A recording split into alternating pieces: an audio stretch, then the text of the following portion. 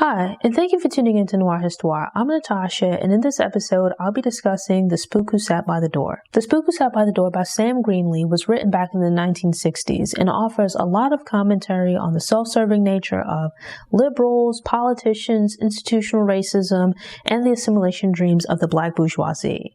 The book begins in the late 60s with Senator Hennington and his wife in Washington, D.C. brainstorming a plot to get him reelected. Hennington is a liberal, and his reelection bid is shaping up to be quite a challenge. While brainstorming ways to get more votes, they hit on the idea of targeting the black community to capture a greater share of the black vote. It's decided that the best way forward would be to launch a covert PR campaign where the senator creates a news story in which he could then insert himself. This would help to position him as a hero and an ally to the black community. They settle on bringing renewed attention to civil rights by focusing on the lack of black officers in the CIA and having the senator take up the fight. The scheme is not nearly as diabolical, but in some ways reminded me of Macbeth and House of Cards. When the news story comes out, it brings the CIA under scrutiny and puts pressure on the agency. By this point in the timeline of the civil rights movement, equal rights bills and anti-segregation laws would have already been passed. And so the focus would have been on the implementation of these new laws and policies, and thus integration of these segregated institutions. Needing to offer some kind of a response, the CIA decides to create a recruiting and vetting program aimed at identifying black candidates. Senator Hennington stirs up this media story and then drops it when it no longer suits his needs. It reminded me of conversations I've had with my mom about the news in general. So news organizations, journalists, politicians, etc. get worked up about news stories and offer commentary as a way of getting some attention. There's no real interest in bringing about change, but rather just generating attention and ratings. So quite often the issue gets put on the publicity back burner the moment public interest seems to be waning or there's some hot news story to jump on. So it's like, just look at like when someone goes missing or someone's murdered, right? Getting media attention depends on the victim and how the story can be spun. And then once it's been milked for all it's worth, you don't hear much more about the story. Neither the senator or the higher ups at the CIA are particularly interested in whether any of the black candidates are hired, just that they're shown as being given a shot. Once the senator wins his re-election, he drops the pretense of fighting for diversity in the CIA, and the CIA bigwigs believe it's very unlikely that any of the black candidates will survive the recruiting program and become officers, so they fully expect the black candidates to all wash out, which would then give them an out for any future calls for recruitment of black officers, because they could always say, oh, you know what, we tried and none of them can make it through and blah, blah, blah, blah, blah, right? Like it gives them excuses for the future. Despite the lack of interest by the CIA organizers, a group of potential candidates is identified and they're put through a 10-week training program which serves as a proving ground to test their intelligence, physical abilities, and whatnot. Most of the candidates that are selected come from middle-income families, have attended the right schools, and are from overall elite backgrounds. They view themselves as impressive and part of the first generation of black men looking to be welcomed into the fold of the elite levels of general society. Dan Freeman, our main character, on the other hand, initially doesn't seem like much to write home about, although he has served during the Korean War, is skilled in hand-to-hand combat, and attended Michigan State University. Dan hails from Chicago, and while he's intelligent and more than capable, or eventually we come to see that, he affects a country-dumb demeanor where he presents himself as being not exactly stupid, but unsophisticated. He uses this strategy to lull those around him into a false sense of ease. He plays into and plays up the stereotypical assumptions held by the CIA instructors and mostly escapes scrutiny by flying under the radar. A part of his strategy is to not draw attention to himself, which is quite the opposite from most of the other candidates who go out of their way to attract attention. So the other candidates are very eager to please and prove themselves. So they try to adopt the mannerisms of their white counterparts, but not wanting any of them to get too close, Dan annoys them by poo-pooing the traditions and institutions that they hold dear. There are a few exchanges with other candidates where he pretty much passive-aggressively insults them. They become annoyed as intended, but because they look down on Dan, they dismiss him as being ignorant and leave him alone. Freeman, in a sense, is an activist and serves as a representation of activists of the time who came from low-income backgrounds and wanted to bring about change in their communities. With the advent of integration, they didn't have a strong desire to assimilate into middle-class society and were instead drawn to the more militant Black Power movements. So Dan is focused on getting things done and pushing for a place within this newly opened realm, yet he's doing so in this passive, aggressive manner, in the sense that he's aggressive in his pursuits, but in a way that's easy to miss if you're not paying attention. On the surface, it seems like he's going along to get along and fits the general stereotypes about Black people that that were pretty much held at the time. But his actions are aggressive in the sense that he's pushing back against these expectations and doesn't back down when challenged by a racist or racism. Dan's strategy is smooth sailing for the most part, but something about him piques the interest of the agency's hand-to-hand combat, like judo instructor. The instructor believes that Black people have no place in the CIA. He takes Dan's presence and how he carries himself as a personal insult and makes it his business to try to force Dan out. Ironically, this man thinks so lowly of Black people, but he's the only person at the agency to know that Dan isn't the hick he pretends to be, or isn't quite what he seems. He has a similar run-in with another Black government employee who also believes he doesn't deserve a position within the CIA, but for slightly different reasons.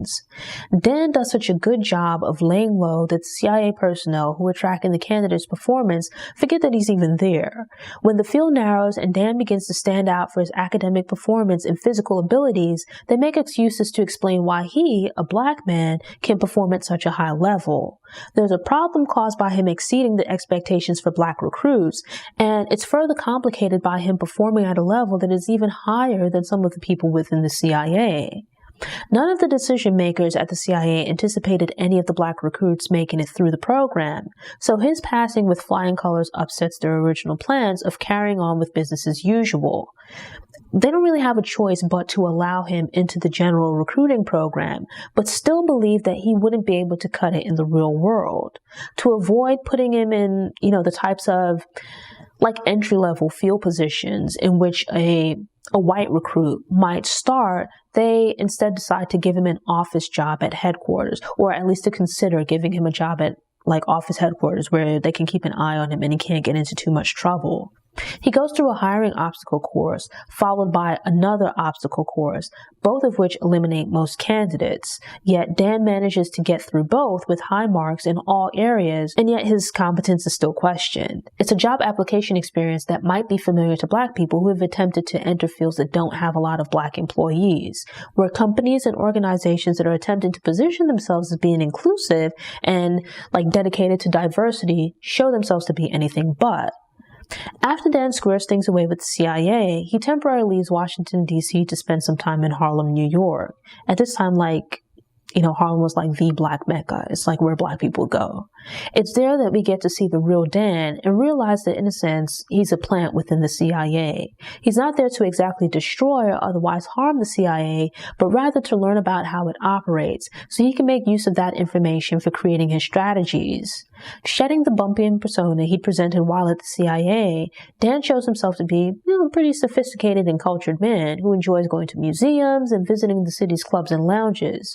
He wears fine clothes and has an impressive collection of art and other material possessions. There's also a bit of irony here, because the CIA decides not to put him out in the field as an agent because they believe he wouldn't be able to pull off a false identity and might buckle under pressure if exposed. Yet here it is that he went into the CIA using his real name, but with a completely different and fabricated persona that he could turn on and off at will. He was able to fool not only the other Black candidates, but also the white CIA recruiters who supposedly are some of the best spies in the business. There's commentary offered that he's able to be so inconspicuous that he could have a conversation with someone and have them forget that he'd spoken with them just minutes later. He participated in the recruiting program and managed to get people to think what he wanted and to go unnoticed until he was ready to step forward. In some ways, his false identity and uncanny ability to code switch reminded me of the Paul Laurence Dunbar poem, We Wear the Mask. On the surface, this book doesn't have action in the sense that we might think of it now, where things are being blown up and there are big explosions. Instead, there's a quiet intensity where characters and their motivations are analyzed and broken down in a way that I find incredibly interesting. In some ways, it reminded me a lot of reading Sherlock Holmes, where he can look at an item or a room that would seem unremarkable to most people, but pay such close attention that he could point out details that will blow your mind. It's something that happens several times within this book. The first instance is when he sizes up the judo instructor and analyzes his weight and body to figure out his fighting style and the types of moves he's most likely to use. He then turns around and uses that information to his advantage to devise a fighting strategy, like a defensive strategy to face off against this guy. Later on in the book, a prostitute that Freeman spends time with is approached by a CIA investigator while they look into his background. She doesn't know the details of his inner life, but has surmised a lot of information about Freeman just by looking at him and the way he carries himself. She's also able to correctly figure out the sexual proclivities of the CIA agent. Using these perception skills, she can pick up on cues about Freeman that the CIA agent knows nothing about, and can tell the CIA agent things about himself that he has never told anyone else, and he likely wouldn't want most people to find out about. Within just a few minutes of meeting the man, she already knows his deepest and darkest secrets, and so it speaks to the idea of overestimating one's abilities while incorrectly making assumptions that cause you to underestimate others. It turns out that while Dan regularly procures the services of prostitutes, which is a situation by itself, he also has a lady friend, Joy. Their relationship is complex, and the two have a conversation once he gets settled into DC about where they see things going. Joy wants to settle down and get married, and while Dan seems to be okay with that, he doesn't see himself living the type of middle-class lifestyle that she wants for herself and her family. They care about each other and probably love each other, but it seems that their vision for the future might not be able to coexist. Both have come from humble beginnings and built new lives for themselves. Freeman wants to make a difference within the Black community, and so he's more focused on working with Black youths rather than climbing the career ladder or moving up in social standing. Joy, on the other hand, is focused on achieving the stability that she didn't have in her childhood. She wants to live in a nice neighborhood and send her kids to nice schools. Where Dan wants to dismantle or at least push against the system, Joy wants a place and her share within the system. It's another instance of the book's theme of asking the question of what's the best way forward after integration? Would it be more effective to sacrifice and remain in the Black community in an attempt to try and pull everyone forward? Or would it be better to buy into the American dream and strive to establish yourself and your family in the middle class? Do you owe loyalty to your community or yourself and your family? And is it possible for you to serve both? Dan spends about 5 years with the agency, where he gets one promotion, going from a backroom position to being a special assistant to the director of the agency as a result of interacting with Senator Hennington. He reaches a point where he feels that he spent enough time at the agency, and his plan along was to learn all that he could about organizing and strategy. He intends to go back to his old neighborhood and work with the gangs to improve the lives of Black people as a whole. During his time in DC, he's been patronized by a lot of his white colleagues. On the one hand, they respect his abilities and, see that he's able to pass the limited expectations that they hold for him. But they also felt comfortable with him because he fit the stereotypes they held about Black people, like as far as demeanor and personality and things like that. Despite his capabilities, they have handicapped and prevented him from fully using his capabilities within the agency. They don't want to be seen as racist, but at the same time don't see Black people as equals or deserving of great opportunities. He's allowed them, to point to him as an example of them not being racist while they subscribe to fairly racist ideologies. Dan was to the CIA what that token Black acquaintance is to racist people who seem to conveniently have that one Black friend just in case of emergency. Once back in Chicago, Dan finds work at a nonprofit and begins working with the local gang, the Cobras, in the role of what they initially see as a social worker. It's not a perfectly smooth start, but he's eventually able to relate to the gang members because he's from the neighborhood and was a gang member in his youth. A lot of the gang members come from broken homes and are looking for a sense of belonging, and Dan understands that this is why many of them join gangs. he's not familiar with everyone's life story, or at least not initially, but he knows what it's like to grow up in the neighborhood under similar circumstances. Using that knowledge combined with what he's learned in the CIA, he begins training them to implement his plan. Another change upon moving back to Chicago is that he's now able to display his appreciation of nice clothing, music, food, and wine. But at the same time, he can't fully reveal himself to the people that he works with. His new co-workers are more liberal than the conservatives that he left behind in Washington, but they also have expectations and stereotypes about the Black people within the communities they serve, and thus stereotypes and expectations about Dan. So it's a different facade that he has to present, in that he's now pretending to be an aspiring Black elite, but still one that he has to maintain. And through that, we get some insight into how these false identities result in him feeling quite lonely. It speaks to the reality of having to hide one's true self to assimilate into mainstream society. Joy was a great presence in his life because they loved each other, but also because she knew him from way back and he could be his authentic self with her. Following their breakup, he no longer has anyone to turn to or someone that knows and gets him. But when he settles in with the Cobras and shares his plans with them, it gives him the freedom to share more of himself. The loneliness that he's felt during the 5 years at the agency without Joy begins to dissipate. In a sense, by becoming a well-respected big brother, a father figure to the gang, he experiences a sense of acceptance and belonging. In Chicago, we get some insight into what it might be like to be a Black man working within a liberal majority white nonprofit. The environment and experience are a bit different, but some of the underlying issues experienced at the CIA are still present. So it's like some of the people within the organization are uncomfortable with or dislike to him because of what he represents and how he carries himself. They might work together, but they don't see him as an equal. And despite their talk of believing in equality, they still hold some prejudiced views. A riot breaks out one summer, and Dan's relationships allow him to move about in the community in a manner that his white co-workers can't. This allows him to get and provide a first-hand account of what's going on in the neighborhood. The organization promotes its mission as going into these communities to work with people and improve their lives. But the reality is that their major goal is more about having control over the people, being able to keep them docile and thus avoid the large altercations that were seen in the South. They believe they should be able to maintain control by making small concessions and having employees such as Dan work closely with community members. When things go awry and the people don't behave in the way that they want, it makes them very uncomfortable.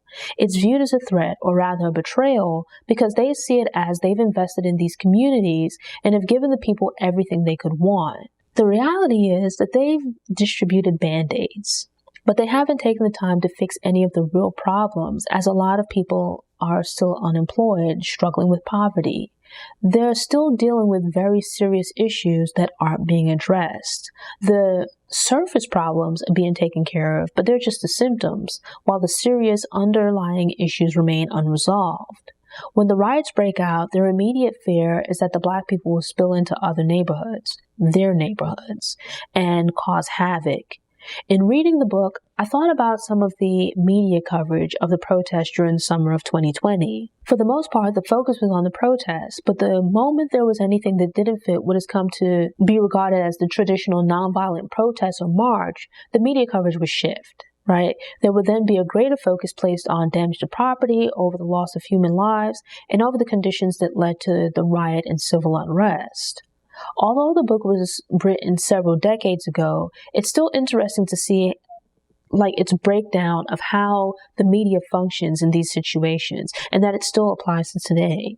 The reporting isn't always accurate, but there also tends to be an agenda with regards to how stories are put out and how they're framed. You have these reports that sometimes exaggerate what took place or shifts attention from the more pressing issues. Dan has an old school friend, Dawson, who's now working on the police force, and the two of them have conversations during the riot. Dan explains the perspective of the rioters, while Dawson speaks from the perspective of the police officers and explains the need for law and order. Dawson believes that there's a role he plays within the police department and the community. They both offer their perspectives and opinions on what they think needs to be done for Black people to move forward and to progress. Freeman states that the problems within the Black community are caused by society, and problems like crime and rioting are just symptoms, but they're not the underlying disease. So by only focusing on those symptoms, you miss the opportunity to deal with and eradicate the real problems. It's not some sort of pathology within Black people, but rather lack of opportunity, lack of jobs, poverty, and all of these things that contribute to feeling held down by society, which leads to problems. Dawson, on the other hand, as a police officer, touts the idea of accountability and respectability politics, where if Black people, and poor Black people in particular, would just get themselves together, go to school, and get good jobs, they would be able to then rise in society. But Dan goes on to poke holes in Dawson's argument to the point where Dawson doesn't necessarily come around to seeing his point of view or doesn't readily admit it, but begins to question things in the back of his mind. So Dan points out the idea of Black people overcoming and improving their lot as a group is simplistic and not grounded in reality, because the reality is that even when putting in as much, if not more effort as other people, the results seem to not match up. So Black people realize that having to be 10 times better and work 10 times harder to get half of what everyone else is getting it's demotivating, right? It makes a lot of people feel like there's no sense in trying and breeds hopelessness. A person might be willing to work hard and put in the effort to do everything they can to succeed, but let's say that they know or they realize that regardless of how hard they work, there's only so high they can climb. How many people are going to be willing to continue putting in that level of effort instead of throwing up their hands and just giving up? Throughout the book, Dan meets other Black characters who've bought into the idea that integration will be their salvation, that they'll finally be offered opportunities that through hard work and sacrifice will reward them with a better life. Yet the characters who buy into this idea ultimately end up unfulfilled and second-guessing their choices. Conversely, Dan ultimately achieves his goal by using integration and the system to acquire knowledge and resources, but instead of fixating on integration and assimilation and settling into middle-class life, he instead forms stronger ties within the Black community. Through these relationships, he shares his knowledge and resources with members of the Cobras. They then go on to spread the message and share what they've learned as well. And through this practice of each one teach one, they work together to transform the Black community. They learn how to not just navigate the system, but also how to use it to their advantage and for the progress and betterment of their people. If you enjoyed this episode and want more book recommendations, subscribe to the channel, click the notification bell, and check out my book review.